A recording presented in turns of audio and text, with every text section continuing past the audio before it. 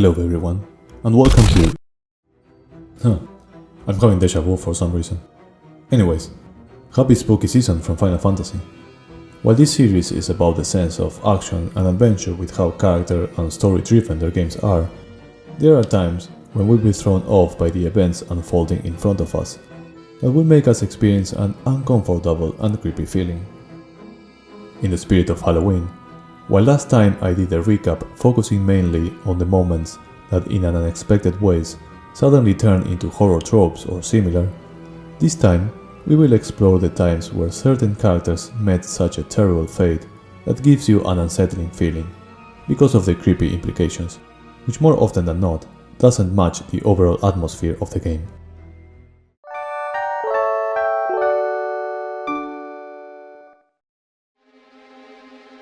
The Black Mage's origin and fate in Final Fantasy IX.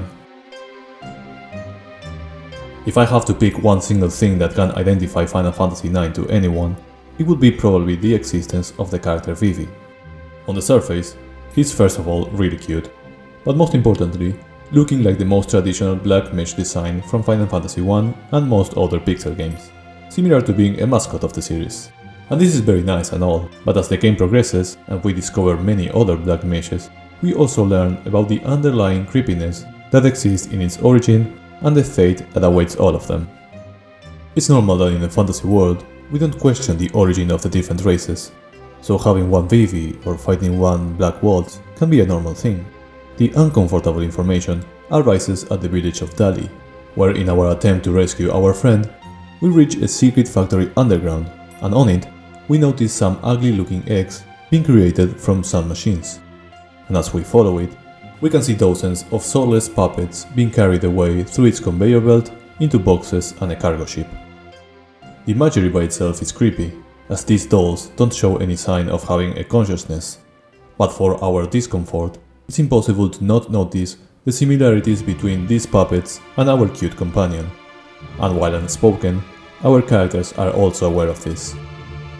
The next interaction had Vivi trying to communicate with them, to understand if there's some correlation between him and them, but they don't seem to talk, only acting on impulse.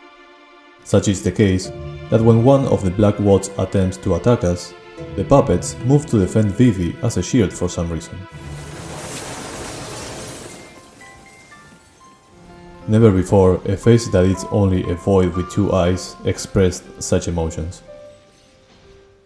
During a big part of the first half of the game, we'll see these Black Mage puppets being used as war machines by the antagonist, which would bring internal and external conflict to Vivi, for our displeasure.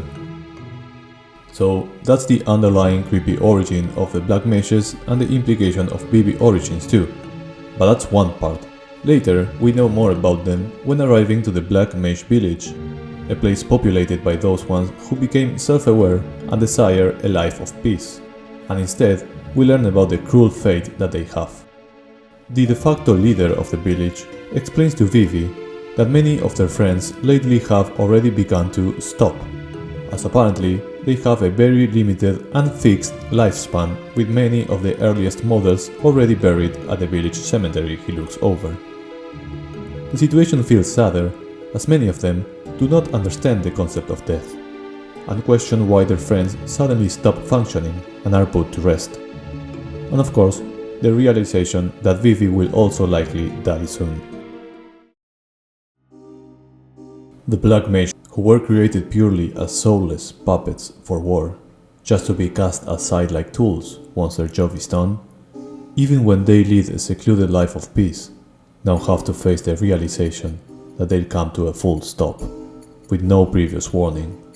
They'll have to face an immediate death that will come at unexpected times, with most of them not even being fully aware to grasp such a concept, as shown seeing their reactions around it.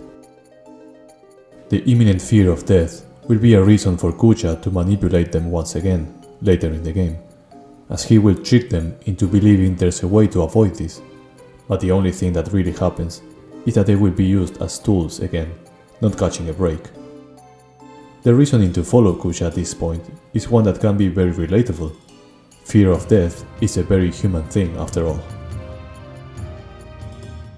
Now, while the fate that the Black Mages will face is a very unsettling one, especially because how unexpected it can be, it will probably hit close to home in the epilogue of the game, as we see many Black Mages similar to Vivi that are not him, and the disturbing implication is that he also met this fate at some point, having come to a full stop.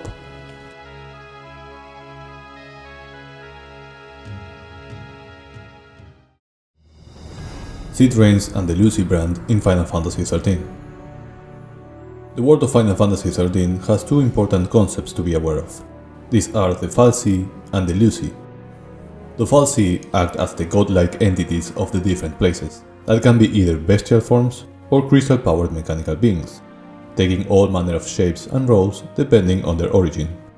While the Lucy are originally humans that are used as avatars by the fal'Cie to properly create them, giving them a brand in their body and abilities like the use of magic.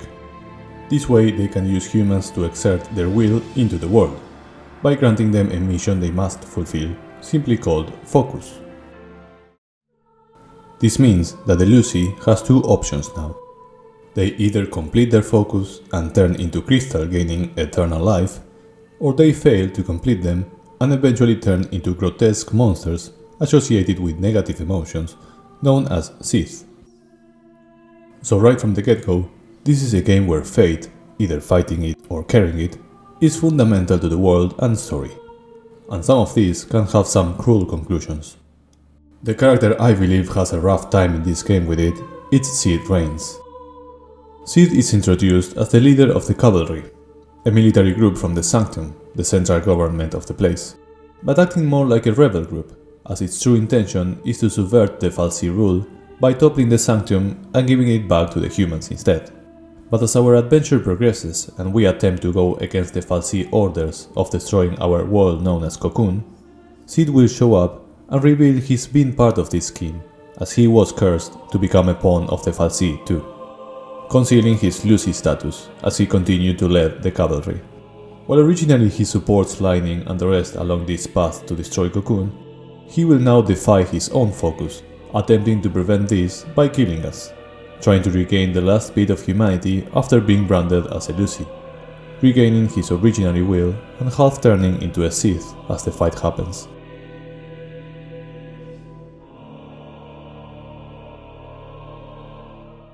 Despite his eventual defeat, the cavalry commander transforms into a crystal, leaving a lesson behind about fighting for your own fate and not the one given to you.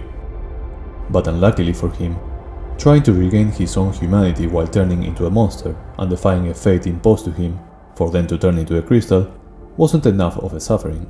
Later in the game, his crystallized body will be salvaged and revived by the main fal'Cie to serve as the new Primarch of the world, but as a simple puppet, with the sole purpose of inciting a conflict among the people of Cocoon and the cavalry.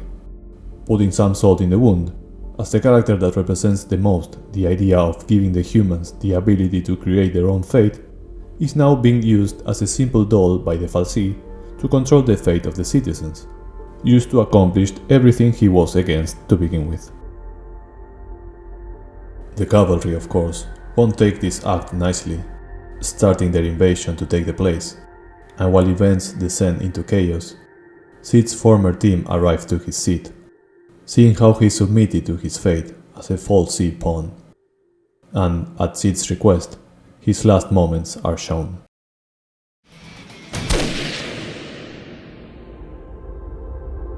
Rick Dia reluctantly shoots his former superior to kill him and free him of the fal'Cie, as this was the only way to escape from it.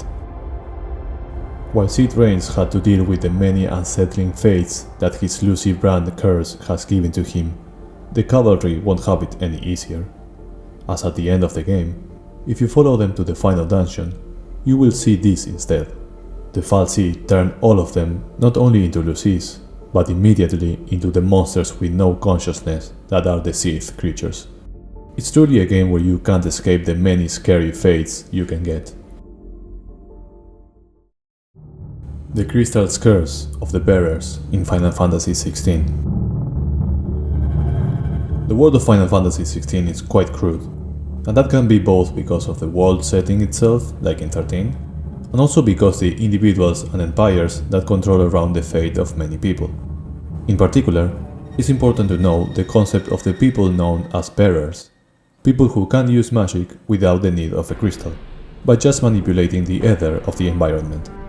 You would think that's a cool thing, but unlike the dominants who are associated with the summons and tend to be quite badass, these are the ones who are systematically persecuted and forced into slavery instead. Every nation-state enslaves those found to be able to use magic to use them as tools for everyday tasks, from agriculture to household chores and warfare. Even newborns, unless their parents specifically try to hide them, are tested and given to authorities, to brand them with a cursed mark in their cheek. If that's not enough harsh treatment for them, while there's many groups of people who will dedicate their life to their aid in different ways, the bearers are bound to use their power until they succumb to the crystal's curse. Which basically means that by channeling ether through their body to cast magic, these will eventually petrify, leading to a certain death, and a very painful process with no known cure.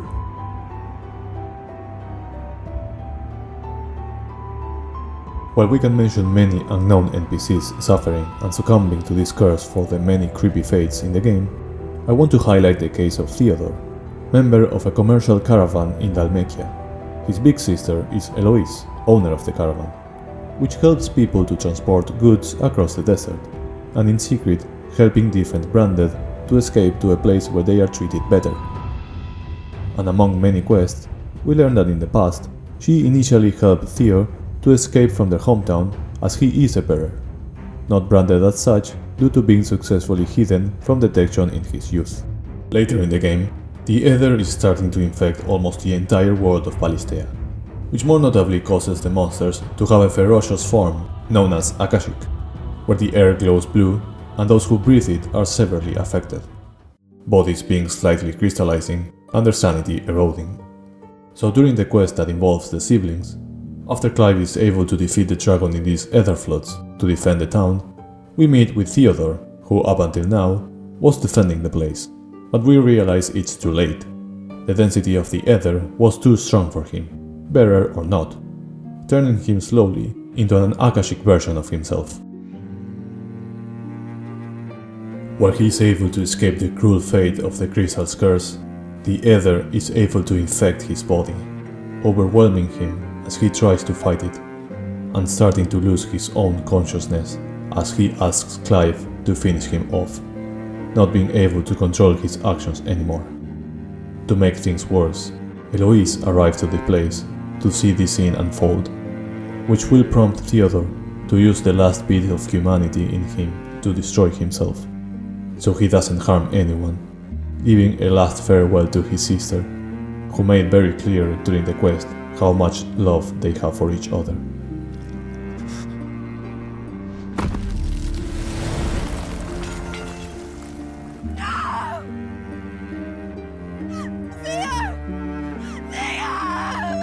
And while I admit I may be biased towards sibling relationships, you can't deny how cruel his fate ended up being after escaping an already horrifying one in this world. Before moving on, let me ask you if you can like the video and or subscribe, because I always forget to do so and it would help me really much. Thank you. The Black-Robed Men in Final Fantasy VII.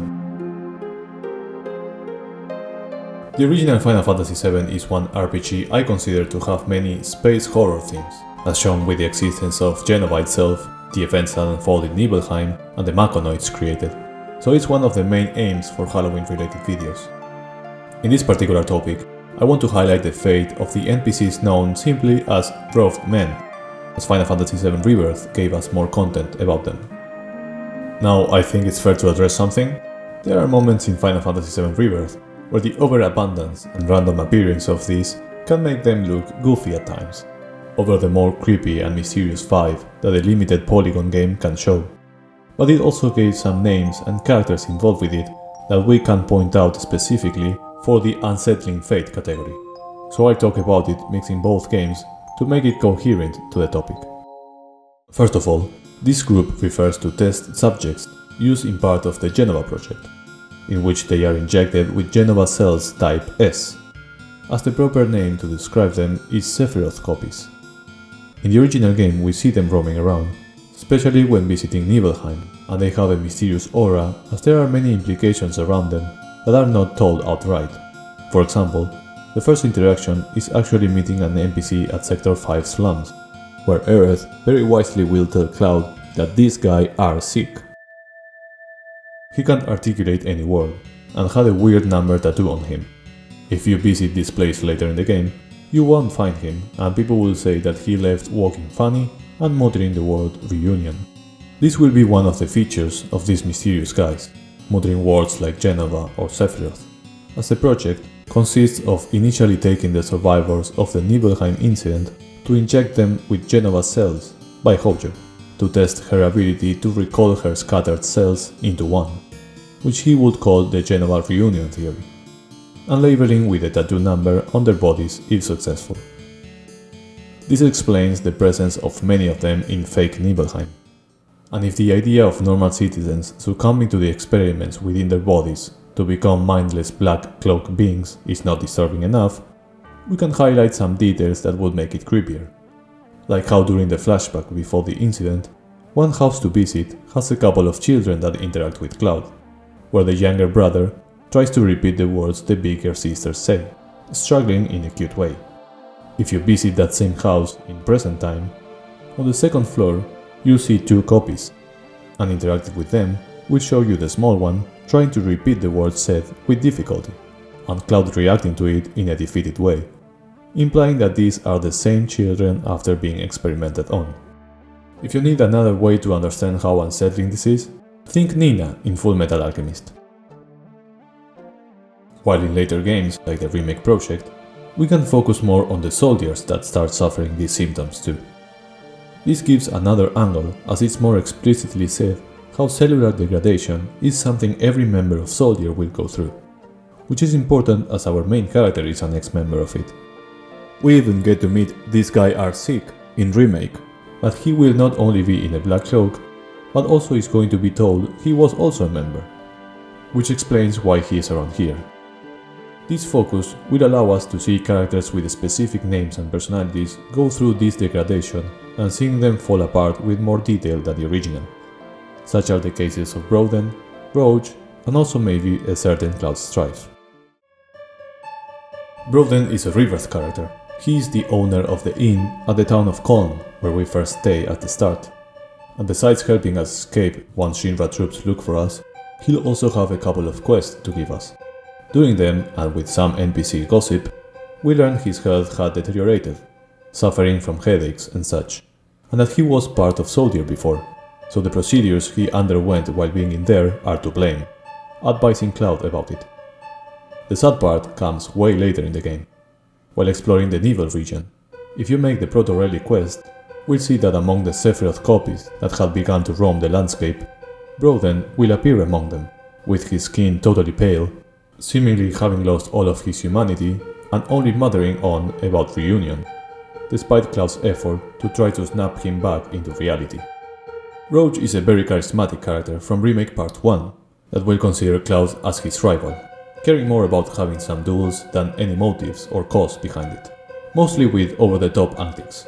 And while that remains the same in Rebirth, we can't avoid the fact that he is also a soldier that goes through Hojo's experiments, and as he demands for one final one-on-one battle with Cloud at Nibelheim, he's already showing a more unhinged demeanor, ultimately finishing with his defeat, acknowledging that his body is falling apart during the duel, succumbing to the Genova cells within his body, and watching in front of our own eyes how he literally became a Black Cloak man, mindless and just like the rest.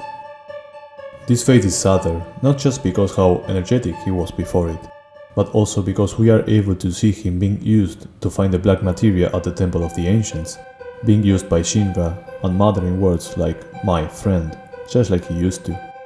So, while some moments can be seen as goofy with these NPCs, adding characters that you recognize and maybe get emotionally attached to, being turned into these zombies in front of you, or watching them suffer like this, can remind you how disturbing the fate for all of them eventually is.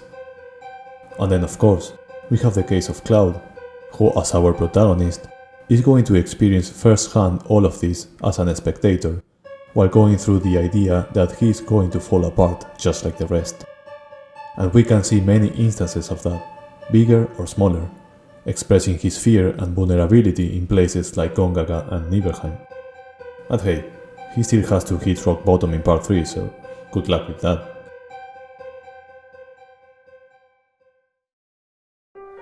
Ravos turning into a demon in Final Fantasy XV.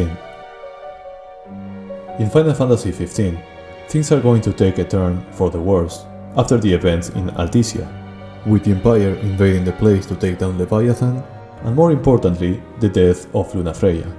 That for the world means that without an oracle, it is doomed to fall into an eternal night, while on a personal level, this will hit the protagonist Noctis, her fiancé, and also Ravos Nox Fleuret, her brother, who was trying to stop her putting herself in danger. From this point forward, Ravos, who was part of the Empire, will be an enemy of it, proceeding to resist arrest and confront the Emperor himself in the Imperial capital, while also finally being fully convinced to help Noctis, whom he now refers to as his king. This confrontation will have Ravos fight a handful amount of demons, and while injured after it, he will encounter Ardyn disguised as Noctis.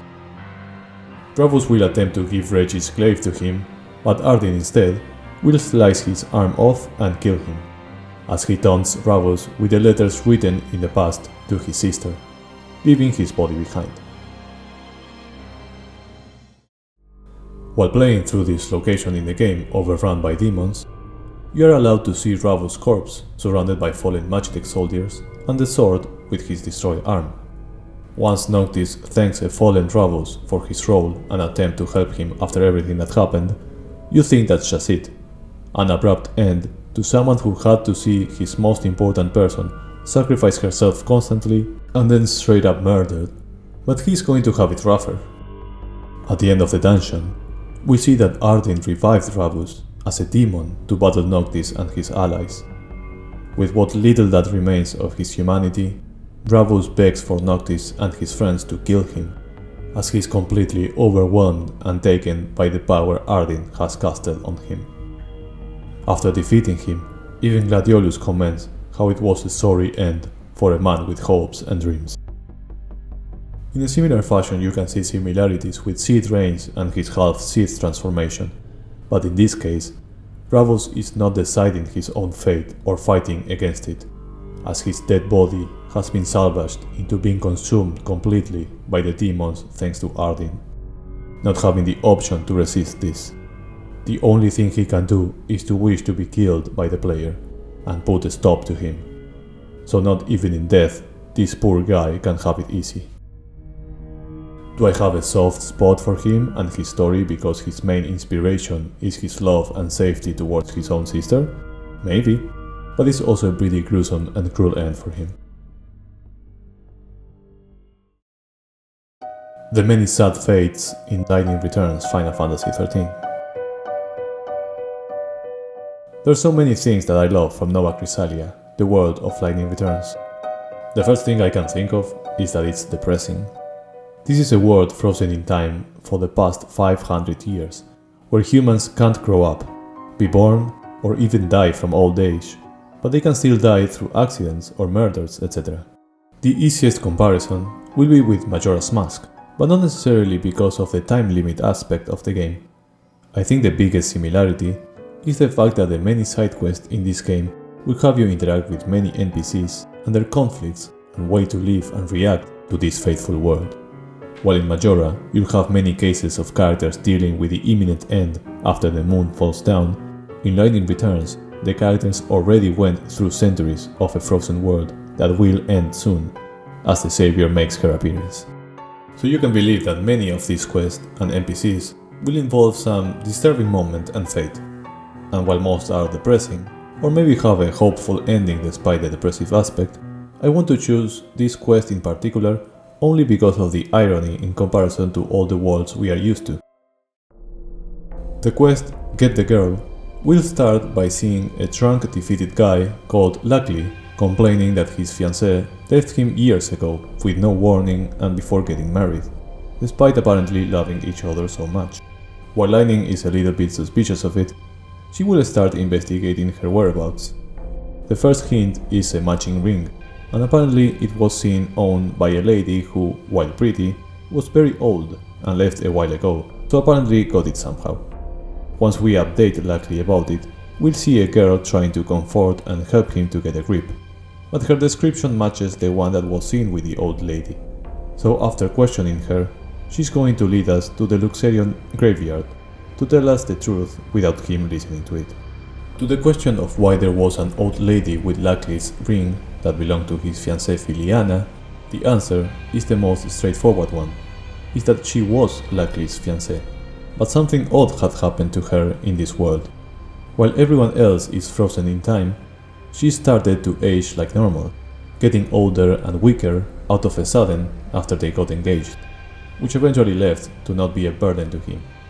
And she'll become an old lady, while everyone else got their more youthful energy, and she will eventually die leaving him behind.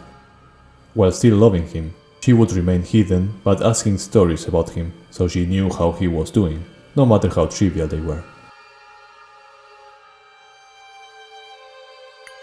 I know that dying of old age could be like the most ideal fate for any human, but I wanted to include it simply because I find it ironic how, in a world frozen in time, this concept is a completely change of paradigm in contrast to our real world or any other fictional one.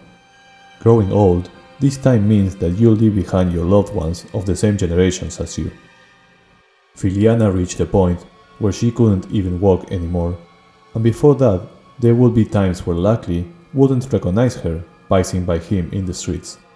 Her body eventually began to fall and died, resting now in peace at the graveyard.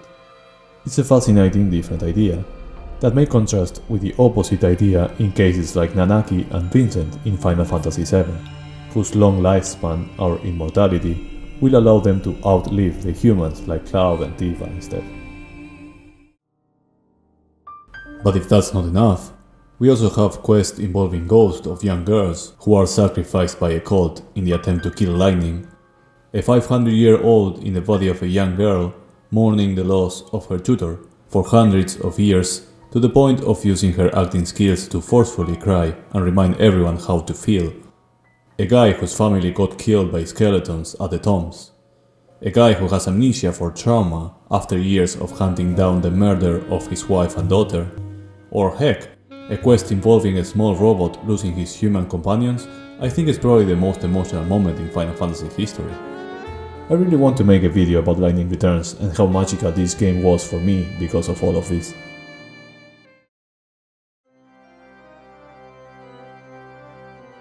The sad tale of Ada Pureheart in Final Fantasy XIV. As an MMORPG, one of the main features of Final Fantasy XIV is the dungeons, and the introduction to them in the main story quest can be very charming and even creative. In case you didn't know, usually these places are completed forming a party, which tends to include a tank, a character able to absorb the hits of the enemies, a couple of DPS, characters that focus on causing damage per second, and a healer, that one who will focus on support and making everyone healthy. As you go ahead, the very first dungeon in the main story, the case of Sastasha in La Nocia, you could observe a group of NPCs that seem to be preparing themselves for their own adventure, as you can see them joking around a little bit, and even seeing this role distribution, with the big guy, some spellcasters, etc. It's a cute way to show that aside from you, there are many other adventurers out there starting their own journey as a group. So far so good. You'll even see some other groups like this in some small cutscenes in between, featuring our friend Dolorous Bear here for example. But that's not all. What the game also wants to explain to us is that this is a serious matter. Adventurers don't have it easy at all, and all these dungeons are actually pretty dangerous places for normal people to go into, so we are in life or death situations here. If that's not clear, after the second dungeon of the game, this time in Gridania, whose appearance is not exactly the happiest to begin with, surrounded by undead creatures at Tamtara Deepcroft, we get to be updated about the adventures of that very first group we saw at La Nocia, and there's some information that at least caught me off guard at first. Okay, fair, their tank has died in combat, and now there's some ongoing drama between them. That is sad, but nothing out of the possibilities. Oh. The healer Eda is carrying the head of the warrior that died along her. Yeah, things got a little bit creepier than I expected. It doesn't help that in the next dungeon quest, the updated information we get to see is that she was engaged to him. Still sad, but a little uncomfortable. Also, this third dungeon in Ul'dah will inform us that Dolorous Bear is dead. Whoops. Now, this could be like a weird anecdote and leave it at that, but after finishing the main story scenario of the game, we unlock a new quest with one of the members of that first group, Payo Reyo, who seems troubled about something. While updating us about the past events, the new information is that Eda had invited him to her wedding. And while this sounds nice, the groom is none other than Aver, the warrior that died back then, and the wedding is meant to happen at the dungeon where he perished. And we can see where this is going. To make matters worse, the fourth member of their party is mentioned here, as one of the guests that confirmed their presence. But we know that if she joined the Scions of the Seventh Dawn, she perished already in the invasion of the Empire. Arriving at the graveyard, Payo Reyo is dismayed to find her grave despoiled and her body missing, believing that Eda is the one responsible, having lost her battle with despair in the aftermath of her fiancé's death, falling into madness.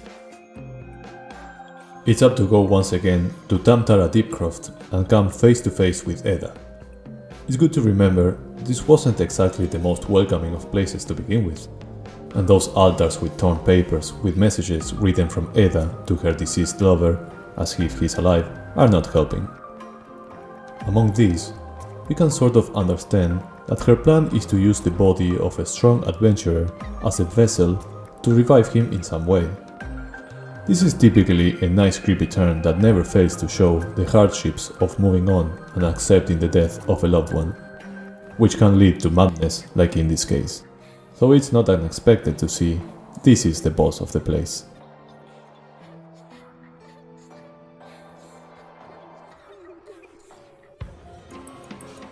I have to give it to them. It was pretty clear how disturbing her plot was, but I didn't expect to see the actual head of her fiancé that started all of this to become a personalized Ahriman to fight. At the end of it, beating him would mean for Eda to see once again his fiancé being killed, and in her shocking state, she would walk backwards toward her downfall in more than one way. As a nice detail, you don't get the typical victory fanfare animation after beating a dungeon.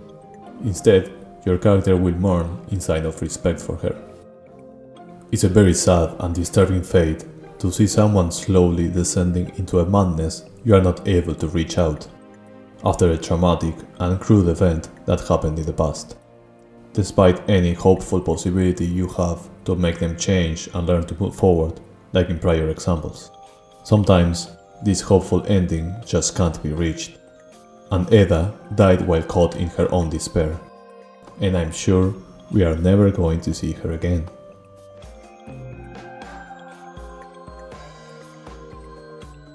So, these are some examples of some unsettling, creepy fates of certain characters in Final Fantasy. Please let me know if you have a personal memory in any game of the series that gave you this similar feeling of horror or discomfort. I would love to hear your experiences. Thank you very much for watching, enjoy some Final Fantasy, and I see you later. Love you!